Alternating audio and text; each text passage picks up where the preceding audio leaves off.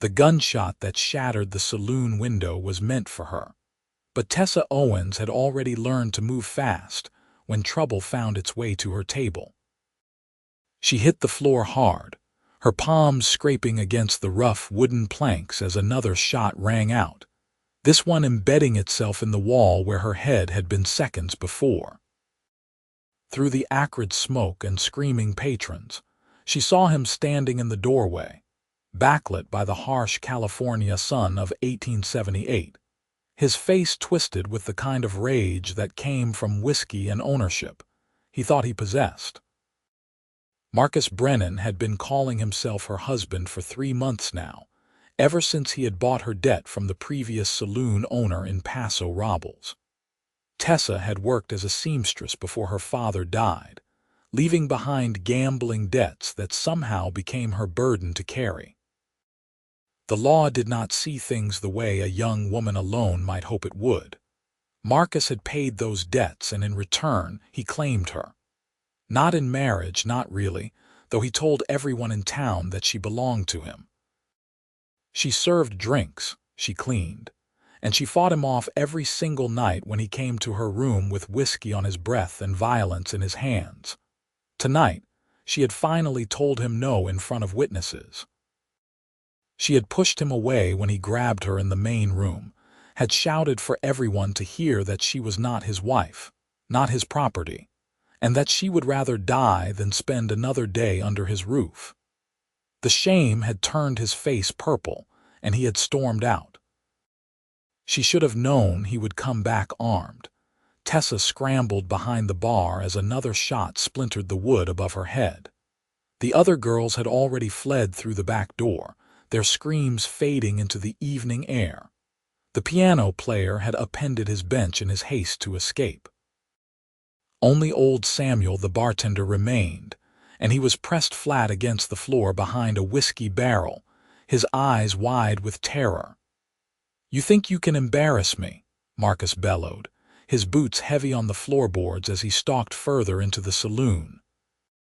"You think you can make a fool of me in front of the whole town? You are mine, Tessa. I paid good money for you, and you will learn your place if I have to beat it into you every day for the rest of your miserable life." She could hear him reloading, the metallic click of the chamber spinning making her stomach clench with fear. Her hands were already bruised from the fight earlier when he had cornered her in the storage room. She had scratched at his face, had kicked and bitten until he released her long enough for her to run. The purple marks on her wrists were starting to darken, and her knuckles were split and bleeding from where she had landed her only good punch across his jaw. The back door was 15 feet away. If she could just reach it while he was focused on reloading, she might make it to the street. She might find help. The sheriff was Marcus's cousin, so that avenue had always been closed to her, but perhaps anyone, would see what was happening and intervene. She gathered her skirts and made a run for it. The bullet caught the door frame just as she threw herself through it, splinters of wood exploding into the air around her. She stumbled into the alley, her ankle twisting painfully on the uneven ground, but she did not stop. She could hear Marcus behind her, shouting obscenities, his footsteps pounding in pursuit. The alley opened onto the main street, and she burst out into the fading sunlight, nearly colliding with a horse. The animal reared up and she fell backward, landing hard on her tailbone. Pain shot up her spine, but she barely registered it because Marcus was emerging from the alley, his gun raised, his face a mask of fury. She threw up her hands instinctively, knowing it would do nothing to stop a bullet but unable to stop the reflexive gesture of protection. The shot never came. Instead, there was a blur of motion, the sound of impact, and Marcus was on the ground, his gun skittering across the dirt street. Standing over him was the man who had been riding the horse, tall and broad-shouldered, with dark hair that fell to his collar beneath a dusty hat. He had moved faster than Tessa thought possible, had dismounted and knocked Marcus down before the other man could pull the trigger. "That is enough," the stranger said, his voice low and steady. He was not shouting, but there was such authority in those 3 words that Marcus actually hesitated, still sprawled in the dirt. "This is not your business," Marcus snarled, trying to push himself up. "That is my wife, and I will discipline her as I see fit." The stranger's boot came down on Marcus's wrist, not hard enough to break it, but with enough pressure to make the other man yelp. "I do not see a wife. I see a man with a gun chasing a frightened woman through the streets. Now, I am going to move my foot and you are going to get up and walk away. If you reach for that gun again, we will have a different kind of conversation." Marcus's eyes darted to where his pistol lay in the dust, several feet away. His face was red with humiliation and rage, but something in the stranger's calm demeanor seemed to penetrate even his whiskey-soaked fury. Perhaps it was the way the man stood, perfectly balanced, his hand resting casually on his own holstered weapon. Perhaps it was the complete lack of fear in his eyes. Whatever it was, Marcus seemed to recognize that he was outmatched. "This is not over," Marcus spat as the stranger lifted his boot. He scrambled to his feet, backing away but keeping his eyes on Tessa. "You hear me, woman? This is not over. You belong to me and I will have what is mine." "Get out of here," the stranger said, and though his voice remained quiet, there was steel underneath the words. "Before I change my mind about letting you walk away." Marcus retreated, his hands clenched into fists, his shoulders hunched with impotent rage. He disappeared around the corner, and only then did Tessa realize she had been holding her breath. She let it out in a shaky exhale, her whole body beginning to tremble with delayed shock. The stranger turned to her, and she got her first clear look at his face. He was younger than she had initially thought, perhaps in his late 20s, with strong features weathered by sun and wind. His eyes were a striking green, and they softened with concern as they took in her disheveled appearance, her torn dress, her bruised hand still raised defensively. He moved toward her slowly, as if approaching a spooked animal, and then he knelt in the dust beside her. "Are you hurt?" he asked gently. Tessa tried to answer, but her throat had closed up with emotion. She shook her head, then nodded, then shook it again, not even sure herself what the answer was. Everything hurt, but nothing felt real. The stranger reached out carefully, and his hands, calloused and strong, closed around hers with infinite gentleness. He turned them over, examining the bruises and cuts that marked her pale skin. "You are free now," he said, his voice soft but certain. "And safe. I give you my word." Something broke inside her at those words, at the kindness in his touch when all she had known for months was cruelty. Tears spilled down her cheeks, and she could not stop them. The stranger did not seem bothered by her crying. He helped her to her feet, his hand steadying her when her twisted ankle nearly gave out. He was still holding her hands, she realized, cradling them carefully as if they were made of something precious and fragile. "What is your name?" he asked. "Tessa," she managed to whisper. "Tessa Owens." "Tessa," he repeated, and something about the way he said it, with respect and gentleness, made fresh tears fall. "My name is Thomas Larkin. I am going to help you if you will let me." She wanted to ask how, wanted to explain that there was no help for someone like her, someone with debts and no family, and a man who claimed legal ownership of her contract. But before she could form the words, a small crowd had begun to gather, drawn by the commotion. She recognized faces from the town, people who had watched Marcus drag her back to the saloon more than once, people who had turned away when she tried to ask for help. Thomas seemed to sense her distress because he shifted slightly, placing himself between her and the onlookers. "Which way is the sheriff's office?" he asked, directing the question to an older man in a merchant's apron. "2 streets over," the man said, pointing. "But I should tell you, Sheriff Brennan is Marcus's cousin, I heard," Thomas said, his jaw tightening. "Is there a telegraph office in this town?" "Yes, sir, right next to the general store." Thomas nodded, then looked back at Tessa. "Can you walk?" She tested her weight on her ankle and winced but nodded. Thomas kept one hand on her elbow, supporting her without being presumptuous about it. They started down the street, his horse following behind them with its reins loose, well trained enough not to need guidance. The crowd parted to let them through, and Tessa kept her eyes down, unable to face the stares and whispers. The telegraph office was small but well kept, and the operator looked up with curiosity as they entered. Thomas guided Tessa to a chair, making sure she was settled before he approached the counter. "I need to send a wire to the territorial marshal in San Luis Obispo," he said, pulling out a worn leather wallet. "It is urgent." The operator's eyebrows rose, but he pulled out a pad of paper and a pencil. "What is the message?" Thomas dictated carefully, explaining that he was a deputy marshal from Arizona Territory, that he had witnessed an attempted murder in Paso Robles, and that he was requesting immediate assistance due to corruption in the local law enforcement.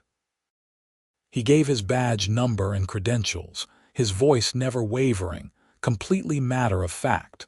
Tessa stared at him, her mind struggling to process this new information. He was a lawman, a deputy marshal. He had not just been passing through, he had the authority to actually help her. The relief was so intense it made her dizzy. When the wire was sent and paid for, Thomas returned to her side. "Is there somewhere safe you can stay tonight? Family, friends?" She shook her head mutely. Her only friend, Clara, worked at the saloon and was just as trapped as Tessa had been. Her father's family had disowned her when he died in debt. She had no one. Thomas's expression darkened with concern. "The saloon is not an option." "No," she agreed, her voice barely a whisper. "He will kill me if I go back there, or worse." "Then you will stay at the hotel," Thomas said firmly. "I will pay for a room and I will stay in the hallway outside your door tonight. Tomorrow, when the marshal arrives, we will sort this out properly." "I cannot ask you to do that," Tessa protested, even as hope flared painfully in her chest. "You do not know me. This is not your problem." Thomas met her eyes, and there was something fierce and protective in his gaze that made her breath catch. "I made it my problem the moment I saw a man pointing a gun at a defenseless woman, and I do not need to know your whole story to know that what I saw was wrong. No one should have to live in fear like that. No one." They walked to the hotel, Thomas matching his pace to her limping steps. The proprietor, a stern-faced woman named Mrs. Hendricks, took one look at Tessa's bruised hands and torn dress and asked no questions, simply handing over a key to a second-floor room. Thomas paid for 2 nights in advance, despite Tessa's protests. The room was small but clean, with a narrow bed, a washstand, and a single window that looked out over the street. Thomas checked the lock on the door, tested the window to make sure it latched properly, and then turned to Tessa with an expression that was both gentle and deadly serious. "Lock the door behind me," he said. "Do not open it for anyone except me, and I will knock 3 times slowly so you know it is me. If anyone else tries to come in, you scream as loud as you can. I will be right outside." "Where will you sleep?" Tessa asked, suddenly aware of how tired he looked, dust from the trail still coating his clothes. "I have slept in worse places than a hotel hallway," Thomas said with a slight smile. "I will be fine. You need rest. Tomorrow will be a long day." Tessa wanted to say something, wanted to express the gratitude and confusion and desperate hope that was churning inside her, but the words would not come. Thomas seemed to understand anyway. He nodded once, then left, closing the door softly behind him. She turned the lock and heard him settle against the wall outside. the floorboards creaking under his weight. For the first time in 3 months, Tessa lay down in a bed and felt safe. She woke several times during the night, startled by sounds from the street or by nightmares of Marcus's rage-twisted face. Each time, she heard Thomas shift position outside her door, a quiet reassurance that she was not alone. When dawn light finally crept through the window, she rose and did her best to make herself presentable. Her dress was beyond repair, torn and stained, but she smoothed her hair and washed her face and hands in the basin. 3 slow knocks came at the door. "Tessa, it is Thomas." "The marshal has arrived."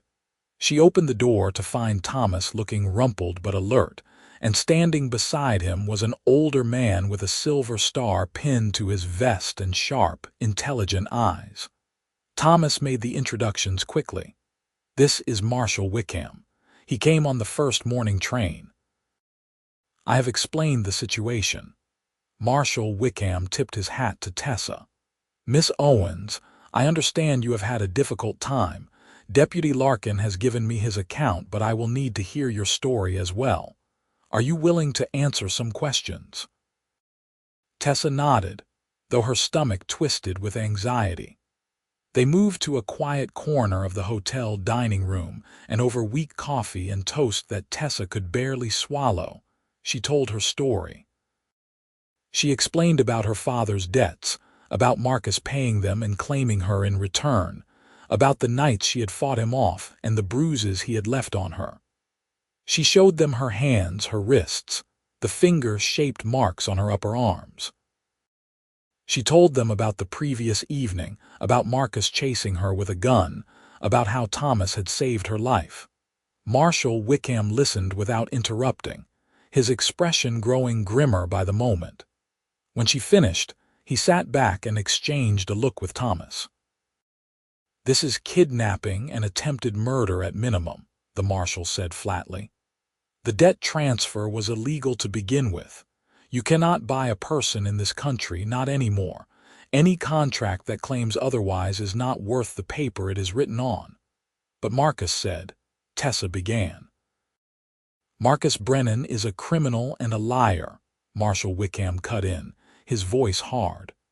"And his cousin, the sheriff, has been covering for him. I will be having a conversation with Sheriff Brennan as well, you can be certain of that. Miss Owens, I want you to understand this clearly. You do not owe Marcus Brennan anything. Not money, not labor, not obedience. Whatever he told you was a lie designed to keep you under his control." The words took a moment to sink in, and when they did, Tessa felt something crack open in her chest, a pressure she had been carrying for so long that she had forgotten what it felt like to breathe without it. "I am free," she whispered. "You were always free," Thomas said quietly from beside her. "He just convinced you otherwise." Marshal Wickham stood. "I am going to arrest Marcus Brennan and his cousin. Deputy Larkin will stay with you for now, if that is acceptable to you, Miss Owens. Given the circumstances, I want to make sure you are protected until we have both Brennans in custody." "Yes," Tessa said quickly.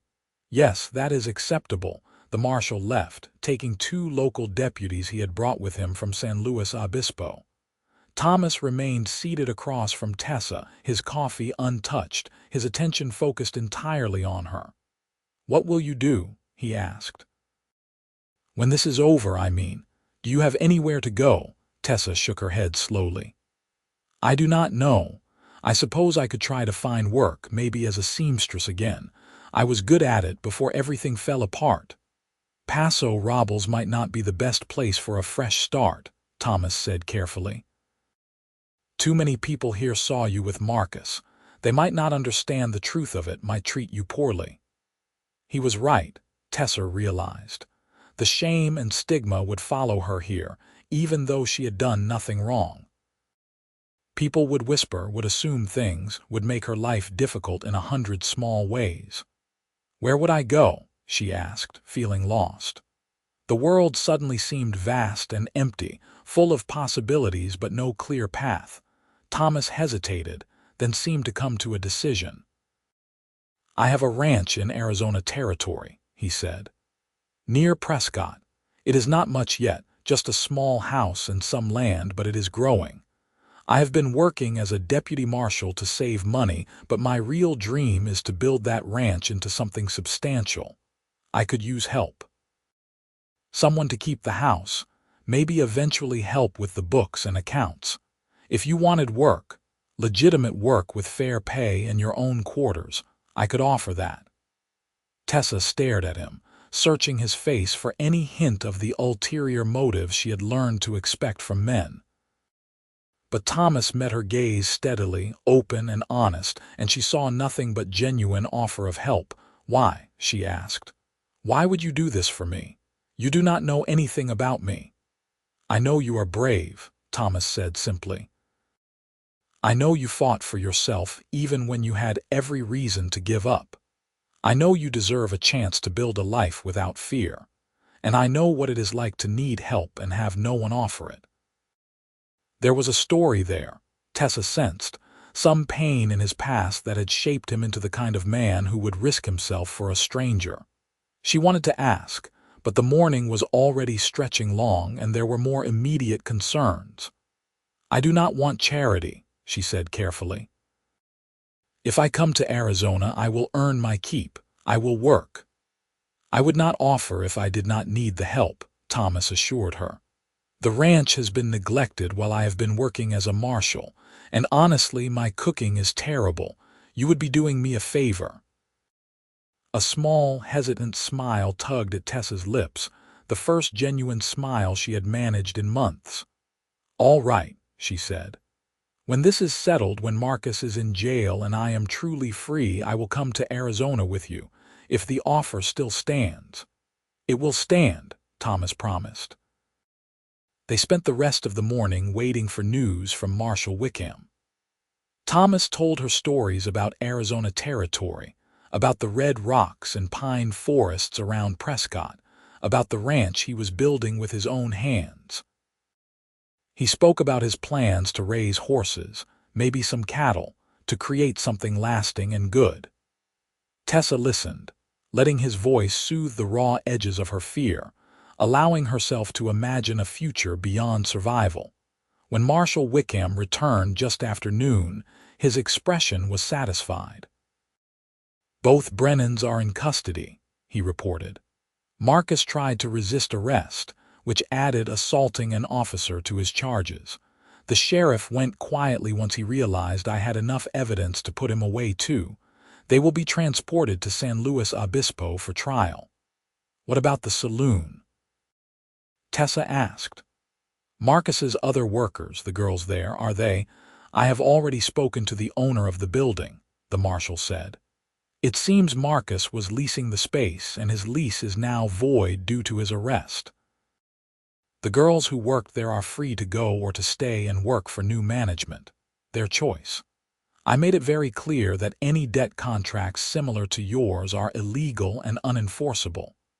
Relief flooded through Tessa so intensely that her eyes stung with tears. Clara and the others would be free too. The nightmare was truly over. Marshal Wickham turned to Thomas. "Deputy Larkin, I will need you to come to San Luis Obispo to give formal testimony, probably in about 2 weeks. Can you arrange that?" "Yes, sir," Thomas said. "I will make sure Miss Owens can testify as well if needed." "We will definitely need her testimony," the marshal confirmed. "But given the circumstances, I want to give her some time to recover first. Let us say 3 weeks. I will send word of the exact date." They discussed logistics for a while longer, and then Marshal Wickham took his leave, catching the afternoon train back to San Luis Obispo. When he was gone, Thomas turned to Tessa with a tentative expression. "You want to gather your things from the saloon?" he asked. "I can go with you, make sure it is safe." Tessa thought about her few possessions still in the tiny room she had occupied above the saloon, but the thought of going back there, even with Marcus in jail, made her skin crawl. "I do not have much," she said. A few clothes, a locket that belonged to my mother. If Clara is there, maybe she could bring them to me. I do not want to go back inside that building." Thomas nodded understanding. "I will go and ask. You stay here." He returned 20 minutes later with Clara in tow, and Tessa's friend threw her arms around her, both of them crying and laughing at the same time. Clara had brought a small carpet bag with Tessa's belongings, and she pressed it into her hands along with a fierce hug. "I heard what happened," Clara said.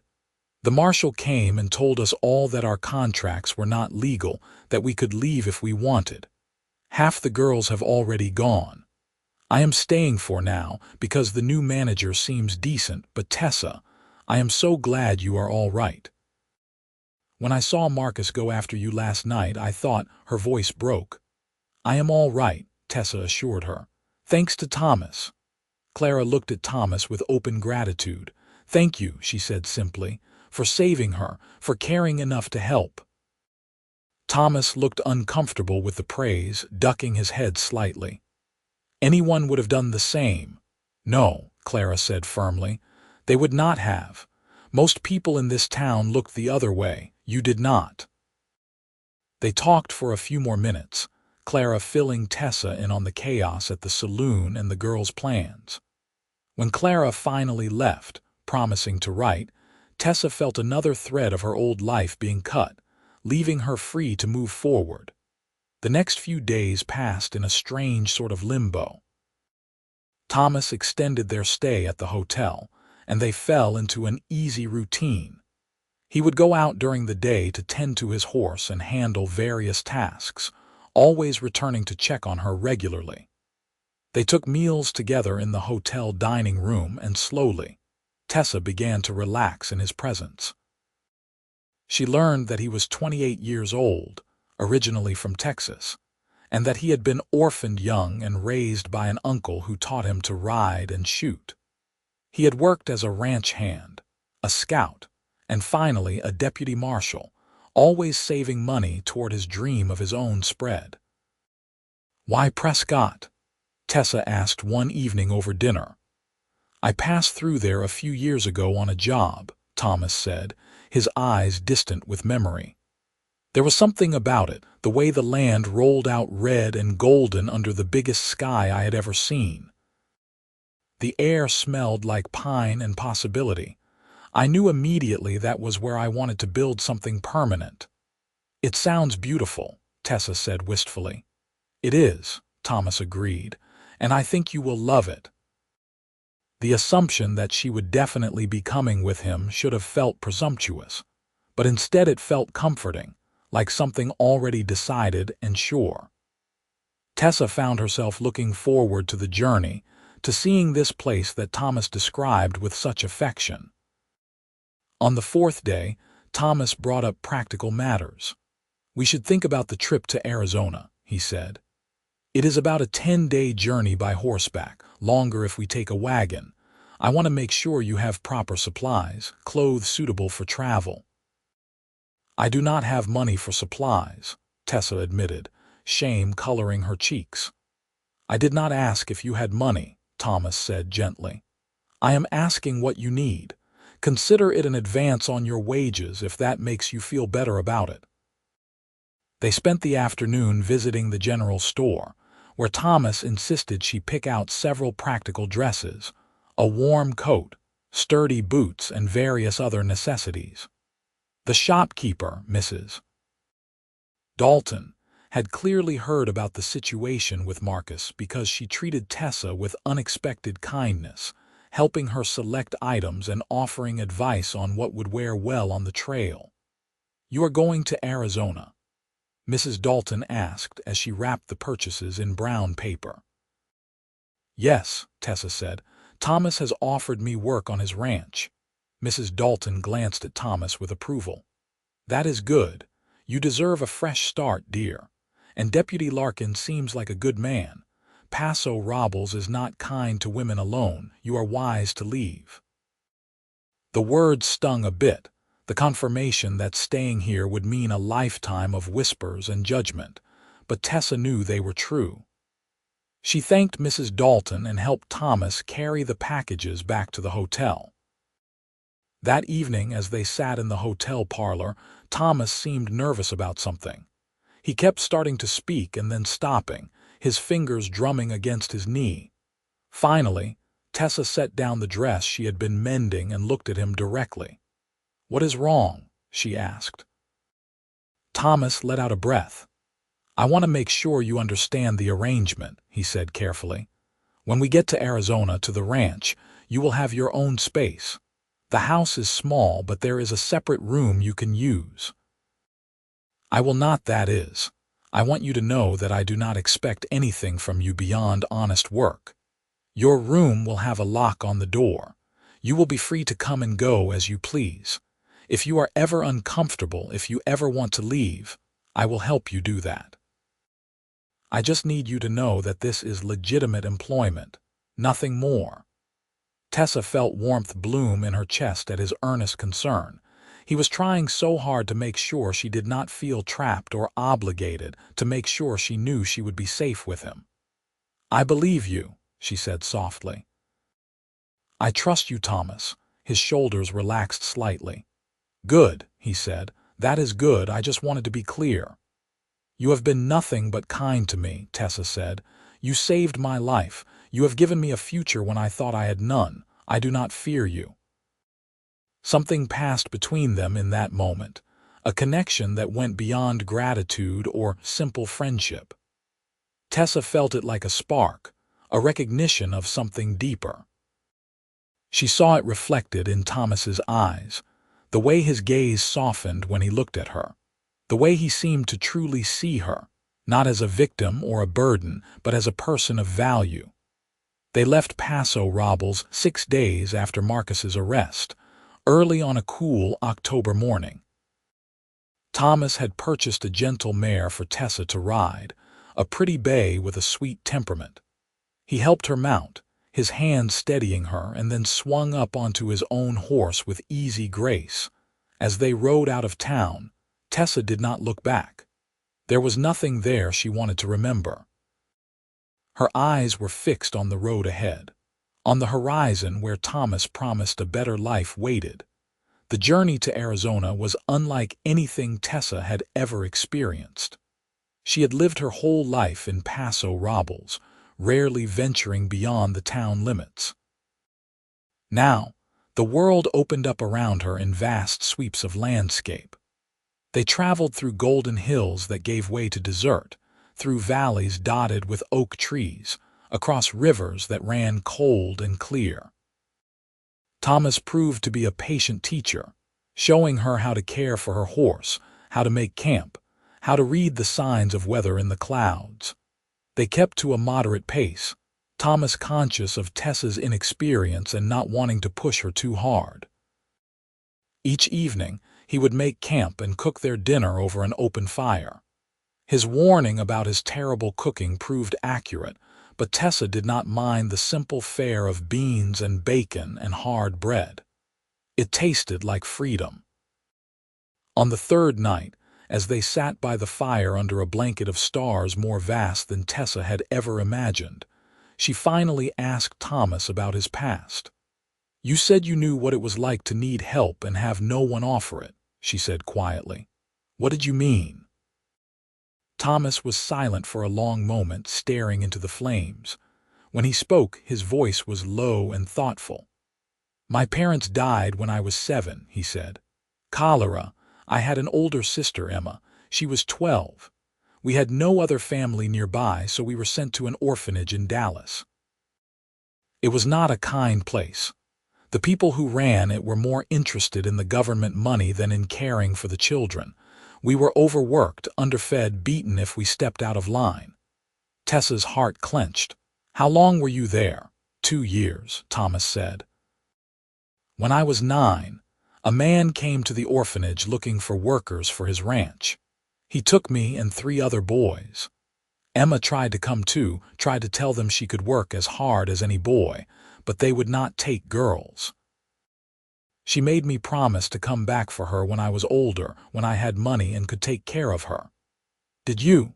Tessa asked, Though she feared she already knew the answer from the grief in his voice, Thomas shook his head. "I worked on that ranch for 6 years. The owner, Mr. Patterson, was a decent man. He worked us hard, but he fed us well and never raised a hand in anger. He taught me everything about ranching, about horses and cattle and the land. When I was 15, he paid me my first real wages. I saved every penny, planning to go back for Emma. But when I finally had enough money and made it back to Dallas, the orphanage was closed. The owners had been arrested for embezzlement and abuse. The children had been scattered to other institutions. I searched for 3 months, but I could not find any record of where Emma had been sent." "Oh, Thomas," Tessa breathed, aching for him. "I have looked for her ever since," Thomas continued. "Every town I pass through, I check records, ask questions. I have placed advertisements in newspapers across Texas and beyond. But it has been 13 years now and I have found nothing. She would be 30 now if she is still alive. Maybe married with children, maybe." His voice broke. "Maybe not. I do not know." Tessa reached across the space between them and placed her hand over his. "I am so sorry. That must be a terrible weight to carry." Thomas looked down at their joined hands, then turned his palm up to curl his fingers around hers. "It is why I became a deputy marshal," he said. "I wanted to be someone who could help people who had no one else to turn to. I wanted to be the person I needed when I was a child. When I saw Marcus pointing that gun at you, I saw Emma. I saw every helpless person I could not save, and I knew I would not walk away." "You did save me," Tessa said firmly. "You gave me my life back." Thomas met her eyes, and in the firelight she could see the depth of emotion there. "I am glad," he said simply. "I am so glad I was there." They sat like that for a long time, hands joined, the fire crackling between them and the stars wheeling overhead.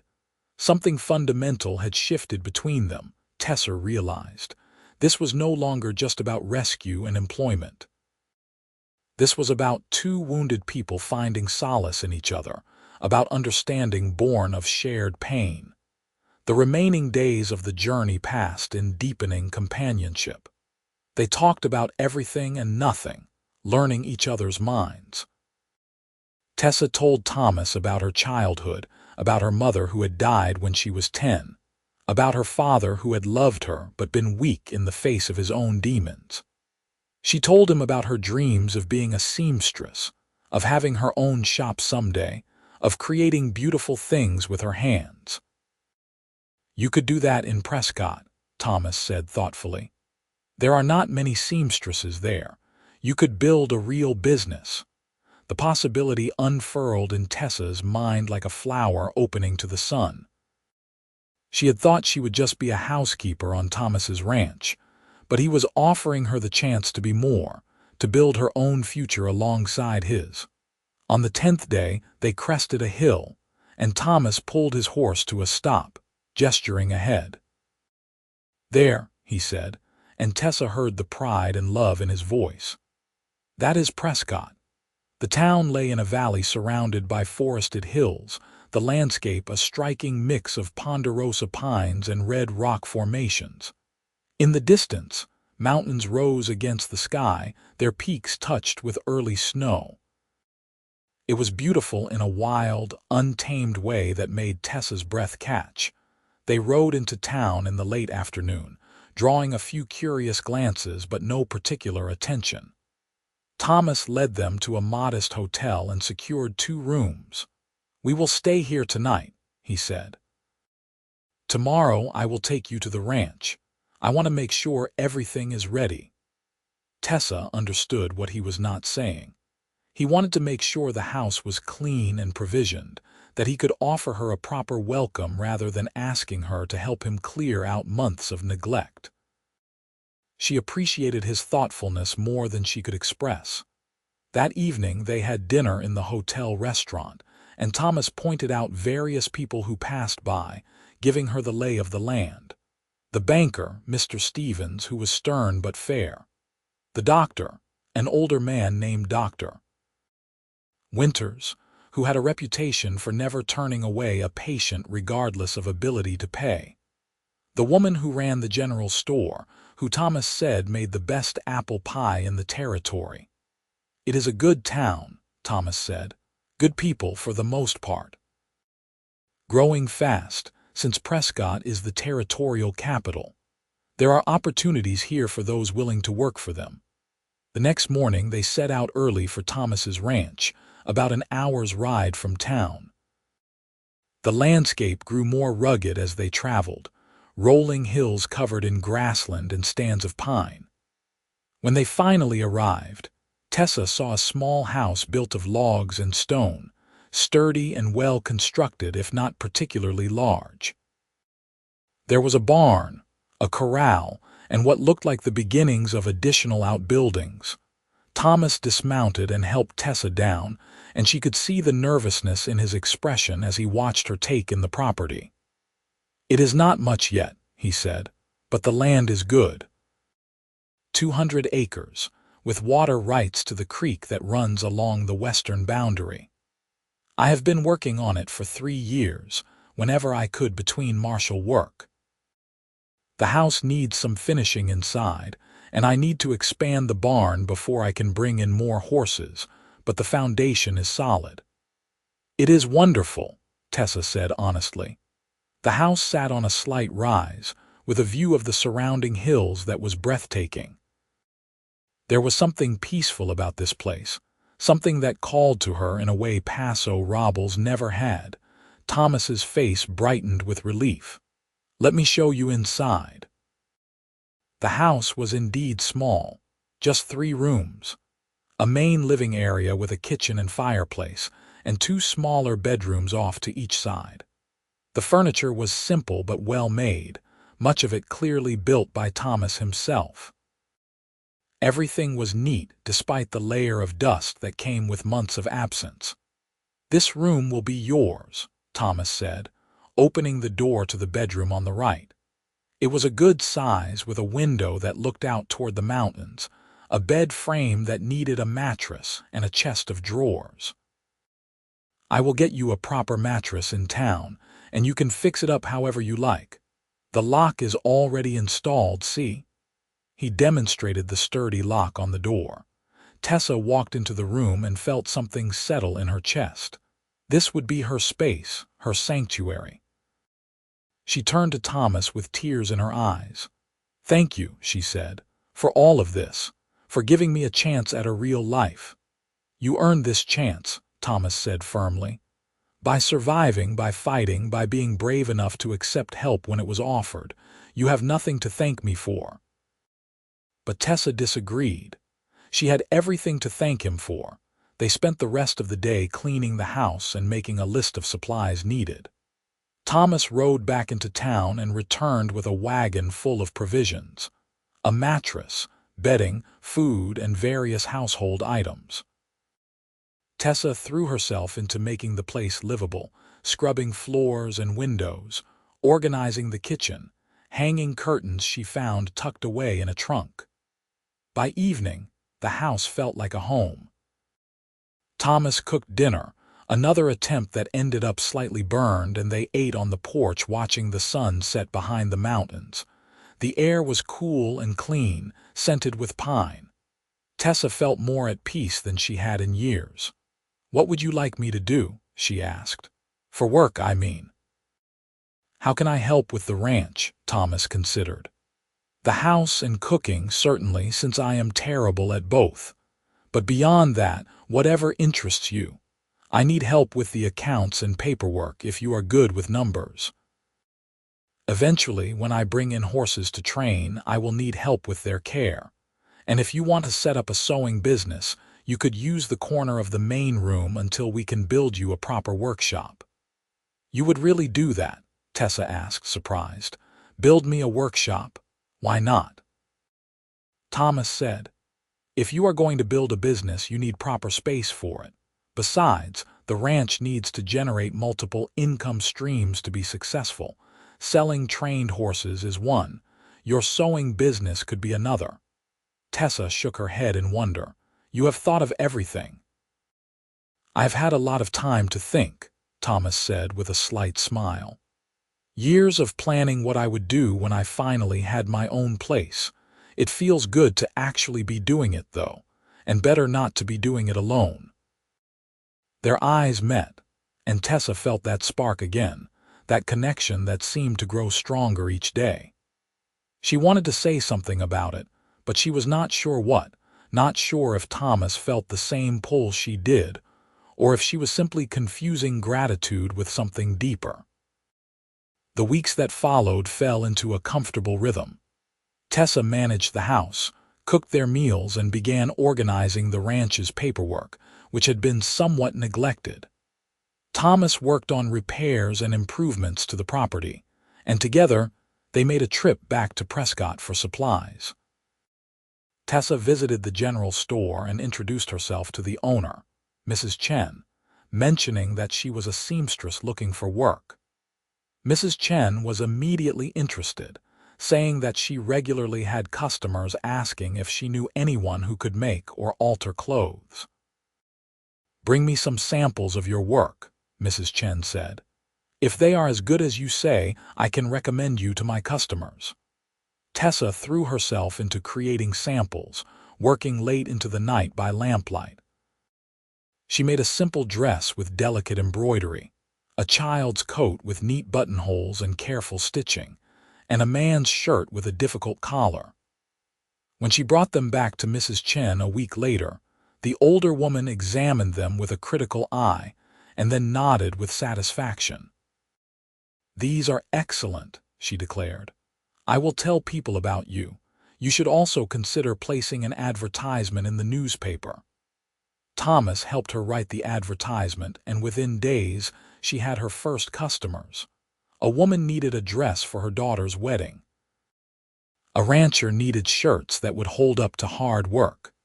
A newly arrived banker's wife wanted an entire wardrobe made to her specifications. Tessa took on each job with determination, proving herself through the quality of her work. As November turned to December, the ranch prospered in small but steady ways. Thomas brought in 6 young horses to train, and he worked with them daily, showing a patience and skill that impressed Tessa. She began helping with the horses, learning how to feed and groom them, how to read their temperaments. Thomas was a gifted teacher, never condescending, always explaining the reasons behind his methods. They also made the trip to San Luis Obispo for the trial, which was a difficult but necessary experience. Tessa testified about her treatment at Marcus's hands, and though it was painful to recount, she felt a grim satisfaction when the judge sentenced Marcus to 10 years in prison for kidnapping, attempted murder, and a host of other charges. Sheriff Brennan received 5 years for corruption and accessory to kidnapping. Justice, Tessa thought, might move slowly, but it could still arrive. On the journey back to Prescott, Thomas was quiet, and Tessa finally asked him what was on his mind. "I was thinking about endings," he said. "How that trial was an ending for you, a closing of that chapter of your life. And I was thinking about how I may never get that ending with Emma, may never know what happened to her. I do not know which is worse, the painful truth or the endless uncertainty."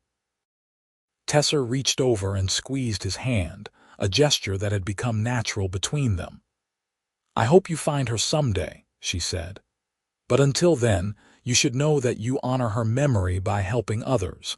By being the person you are, she would be proud of you." Thomas's eyes were bright with unshed tears. "Thank you," he said quietly. "That means more than you know." Winter arrived in earnest in mid-December, bringing snow to the higher elevations and cold, clear days. Tessa had never experienced a winter like this, the way the landscape transformed into something pristine and almost magical. She and Thomas worked together to winterize the ranch, ensuring the animals had adequate shelter and that the house was sealed against drafts. They also continued to grow closer in ways both subtle and profound. Thomas began teaching Tessa to shoot, saying that anyone living on a ranch needed to know how to handle a gun for protection against predators, both animal and human. She proved to be a decent shot with practice. Tessa, in turn, taught Thomas some basic cooking skills, and together they made meals that were actually enjoyable rather than just edible. There were moments of accidental intimacy. Thomas's hand on her waist as he helped her over rough ground, Tessa brushing snow off his shoulders when he came in from the cold, their fingers touching as they passed dishes at dinner. Each touch seemed to linger a bit longer, to mean a bit more. The air between them grew charged with unspoken feelings.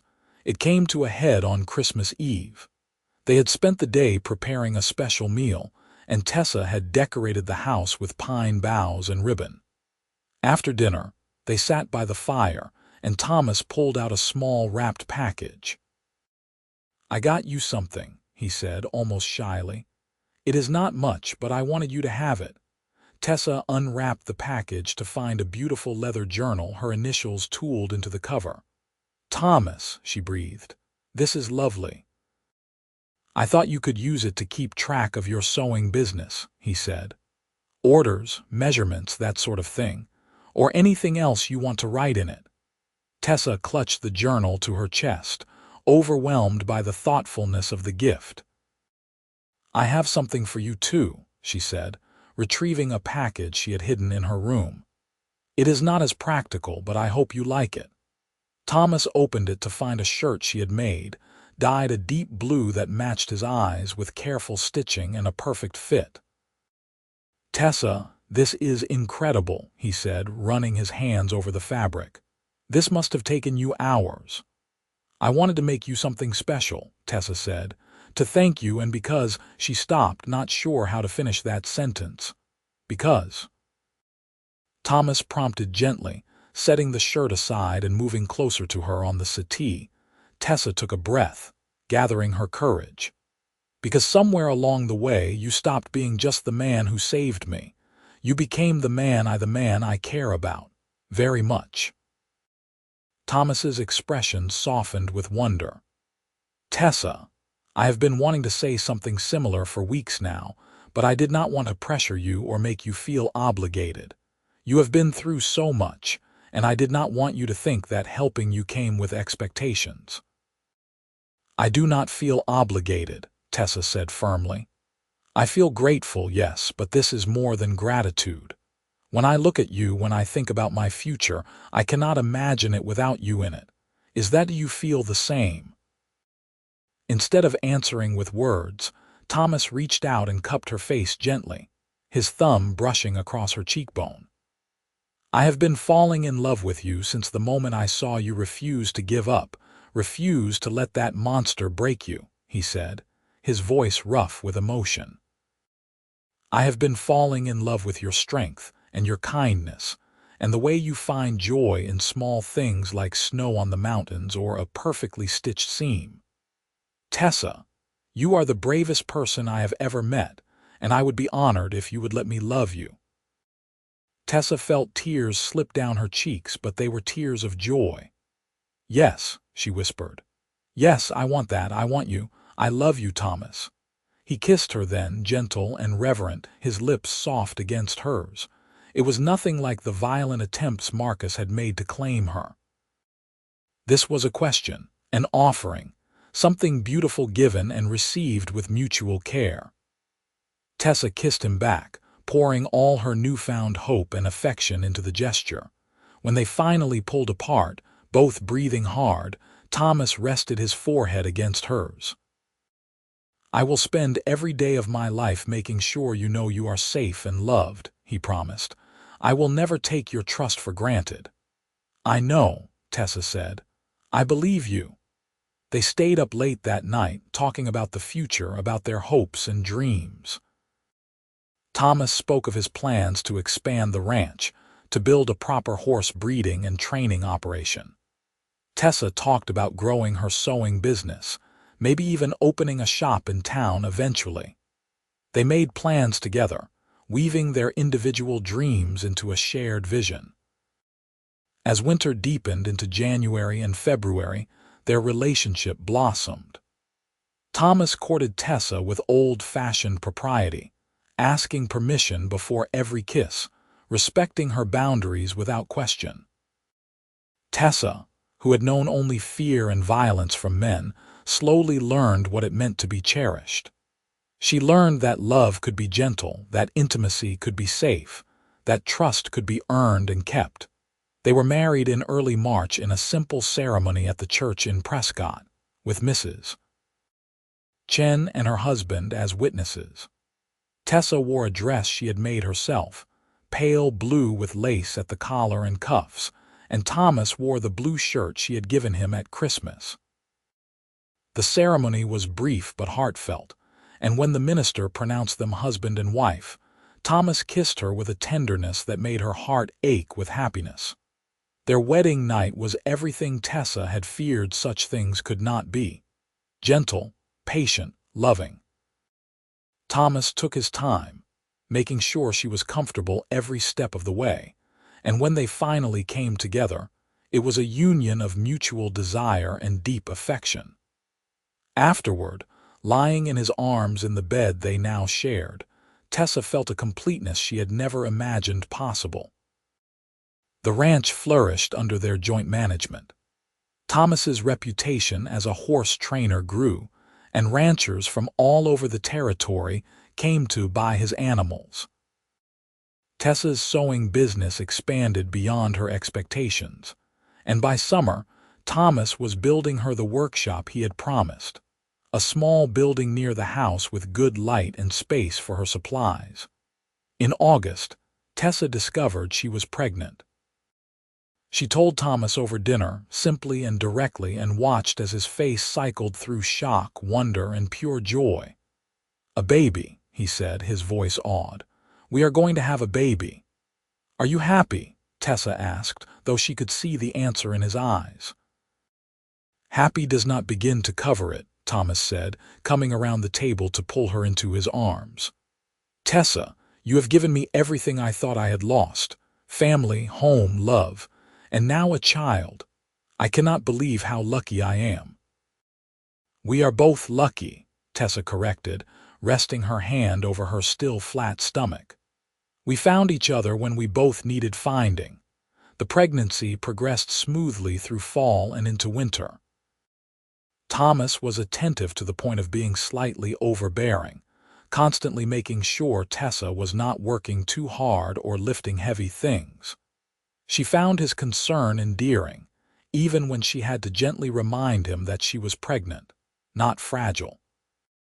In late February of 1880, nearly 2 years after Thomas had saved her life in Paso Robles, Tessa went into labor.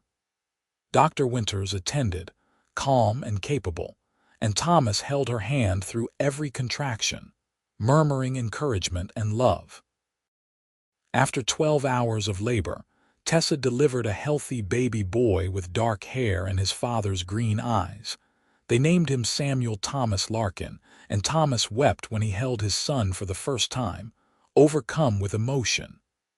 "Hello, Samuel," he whispered. "I am your father, and I promise I will always keep you and your mother safe. I will always be here for you."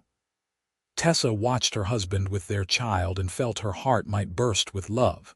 This was her family, forged from pain and survival, but sustained by genuine affection and commitment.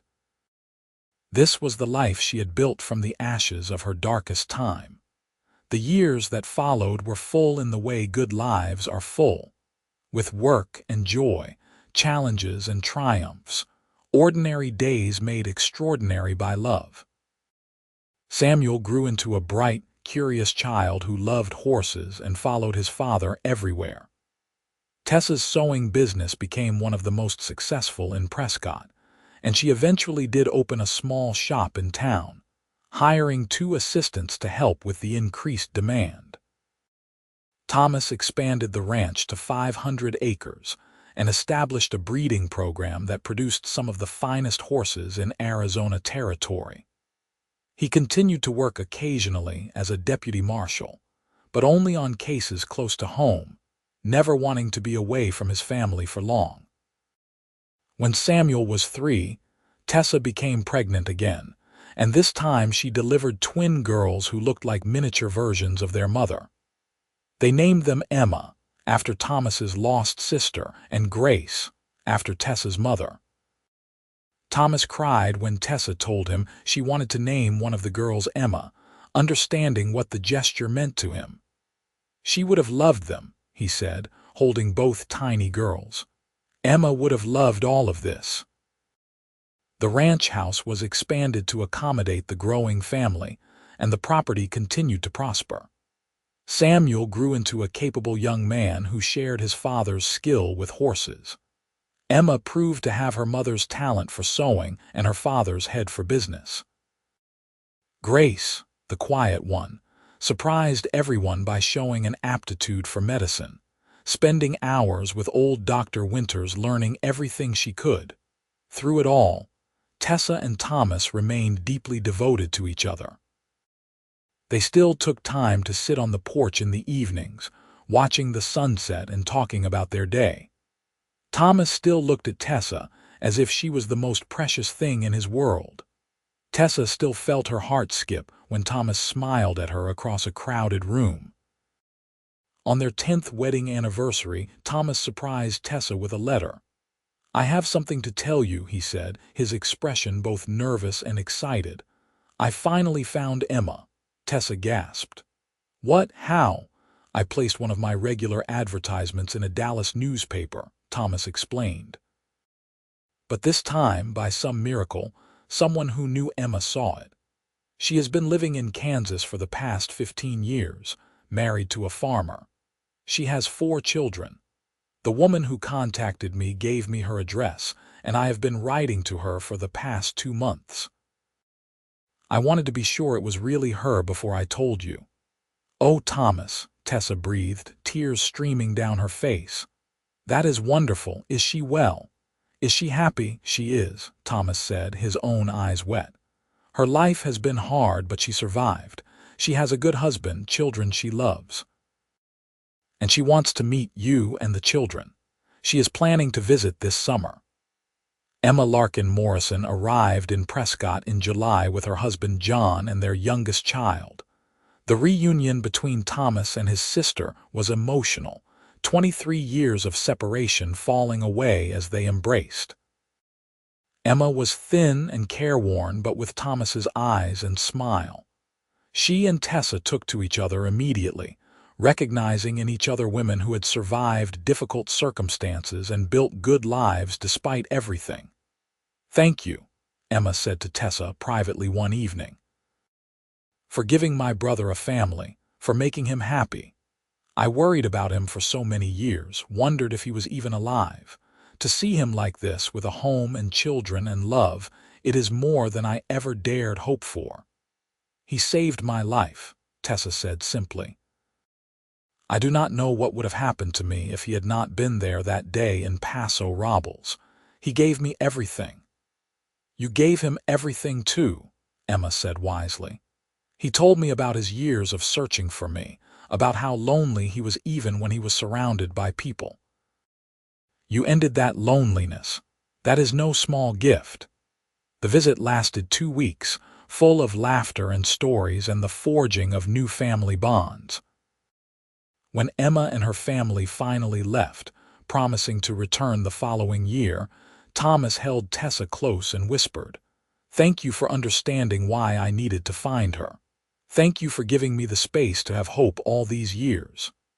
"Thank you for never giving up," Tessa replied.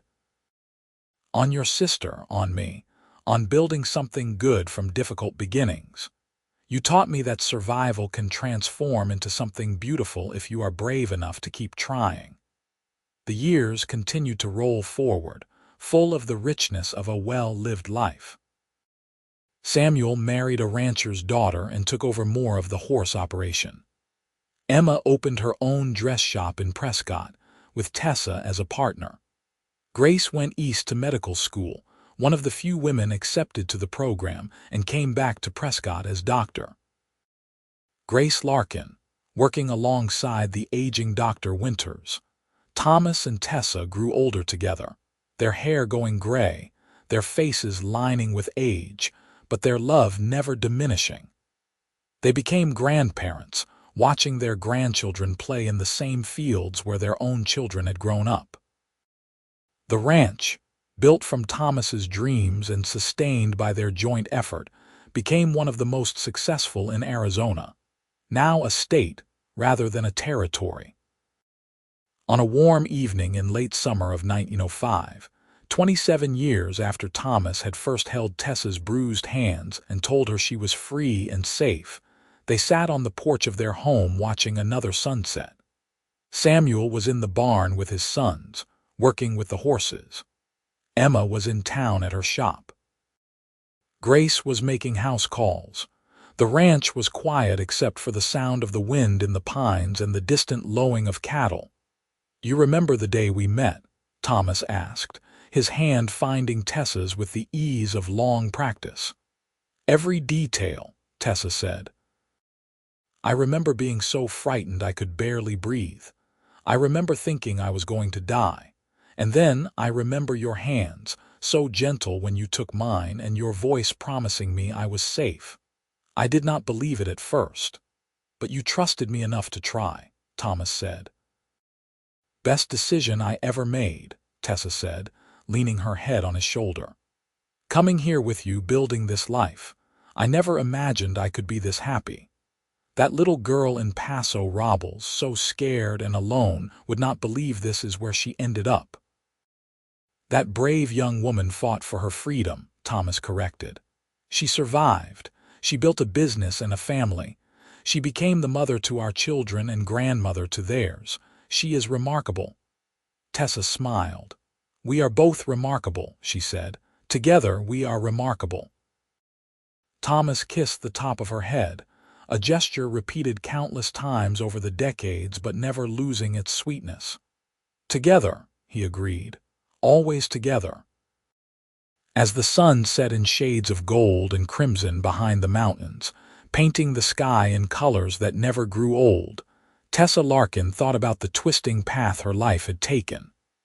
The pain and fear, the moment of salvation, the slow building of trust into love. She thought about the family they had created, the business they had built, the life they had forged from nothing but determination and care for each other. Her hands, once bruised from fighting away a monster, were now marked with age spots and the calluses of decades of honest work. But they were still held gently by Thomas, still cherished, still safe. Those hands had stitched thousands of seams, held 3 babies, built a life worth living. Those hands had been saved by a cowboy who saw a woman in need and refused to look away. And those same hands now held the hands of the man she loved, the man who had kept every promise he made to her that day in Paso Robles, the man who had shown her that safety and love were not just possible but could be the foundation of something extraordinary.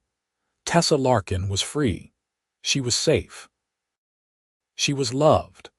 And in the golden light of that summer evening, surrounded by the evidence of the life she and Thomas had built together, she was content in a way that the frightened girl she had once been could never have imagined. The story that had begun in violence and fear had transformed into something beautiful. A marriage built on mutual respect, a family raised with love, a legacy that would continue through their children and grandchildren. The ranch would stand for generations, a testament to what 2 people could build when they chose hope over despair, love over fear. As darkness fell and the first stars appeared in the vast Arizona sky, Thomas and Tessa remained on their porch, hands joined, hearts united, their love story complete and perfect in its simple truth. They had found each other in the darkest of circumstances and had chosen to build light together. And that light would shine long after they were gone, carried forward in the lives they had touched and the family they had created. It was, in the end, the happy ending they both deserved, the closing of a story that began with bruised hands and a cowboy's promise, and ended with a life well lived and a love that never faltered. The Wild West had been a harsh teacher, but it had also been the setting for their transformation, the landscape against which they had learned what it meant to truly be free, to truly be safe, and to truly love without reservation or fear. And as they finally rose to go inside, their home warm and welcoming behind them, their family thriving around them, their future secure in the choices they had made and the love they had nurtured, Tessa knew with absolute certainty that every struggle, every moment of fear, every bruise and scar had been worth it to arrive at this moment of perfect peace. Thomas had saved her that day in California, but she had saved him too in all the ways that mattered. They had saved each other, and together they had built not just a ranch or a business, but a home, a family, a life worth living. And that, Tessa thought as Thomas's arm came around her waist and they walked together into their house, was the greatest freedom of all.